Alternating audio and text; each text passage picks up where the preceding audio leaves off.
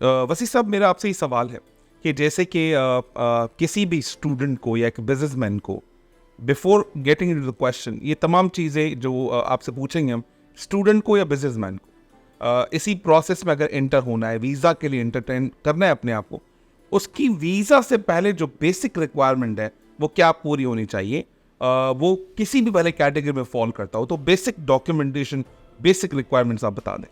As far as student visa is concern, अगर कोई student masters के लिए अप्लाई कर रहा है तो उसका बैचलर्स और उससे प्रीवियस जो सेकेंडरी इंटरमीडिएट या ए लेवल्स, मैट्रिक या ओ लेवल्स, इसके डॉक्यूमेंट्स उनके पास होने चाहिए। उसके अलावा जो लैंग्वेज रिक्वायरमेंट है, फॉर इंस्टेंस आइल्स है या पीटी हो गया फॉर ऑस्ट्रेलिया, तो उसका जो रिक्वायर्ड स्कोर है वो उनके पास होना चाहिए। लेटर्स ऑफ रिकमेंडेशंस होने चाहिए। और उसके अलावा अगर उनका कोई वर्क एक्सपीरियंस उन्होंने किया है, उनका कुछ काम पार्ट टाइम भी किया है तो वो भी हो।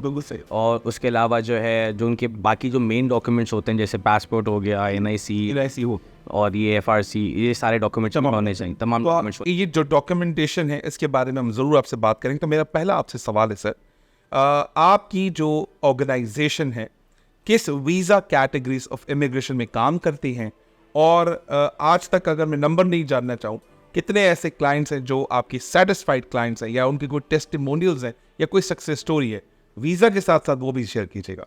Over to you sir. हमारे जितने भी क्लाइंट्स हैं, मैं काफ़ी वसूख के साथ कह सकता हूँ, they are very much satisfied with our service. Pakistan में सेटिस्फाइड है, पाकिस्तान से बाहर सेटिस्फाइड है? पाकिस्तान से बाहर भी सेटिस्फाइड हैं, और सबसे बड़ी बात है ये सर्विस इंडस्ट्री है।